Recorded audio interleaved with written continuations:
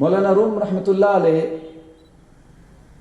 اور استادی معرفت اور پہچان کراتا ہے، جسے سیدنا شیخ عبد القادر جیلانی قدس سرہ العزیز، آپ نے فرمایا کہ قرآن کریم کے قریب ہو جاؤ،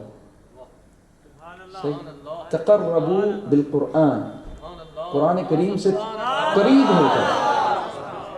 کیوں؟ تاکہ اس لیے کہ تم قرآن کریم سے، جن پر یہ قرآن کریم اللہ تبارک و تعالیٰ تمہارے پیدا کرنے والے خالق نے نازل کیا ہے، اس رسول اللہ صلی اللہ علیہ وسلم کی شان کو سمجھ سکو۔ جیسے بخاری شریف میں سیدہ ام المؤمنین عائشہ صدیقہ رضی اللہ عنہا، ان سے آ کے سوال کیا گیا کہ محبوب کریم صلی اللہ علیہ وسلم کا خلق، اخلاق کیا تھا، اس کے بارے میں بیان فرمائیں۔ تو آپ نے اخلاق کے بارے میں بیان فرمایا۔ آپ نے فرمایا کہ اگر اخلاق مصطفیٰ کے بارے میں پوچھتے ہیں تو سنو، کان خلقہ القرآن، محبوب سید الانبیاء والمرسلین کا اخلاق پورا قرآن ہے۔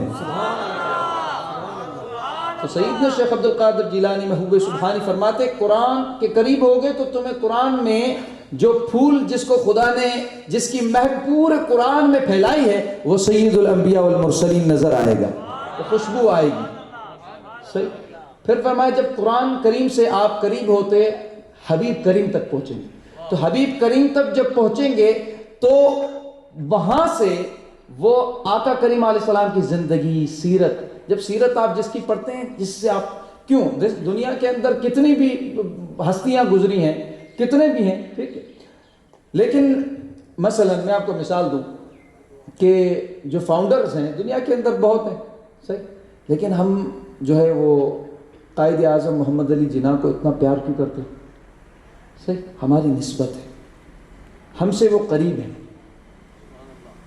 کہ وہ ہمیں کہتے ہیں کہ ہم بابائے قوم ہیں، صحیح، ہم قوم ہیں تو وہ ہمارے بابا ہیں۔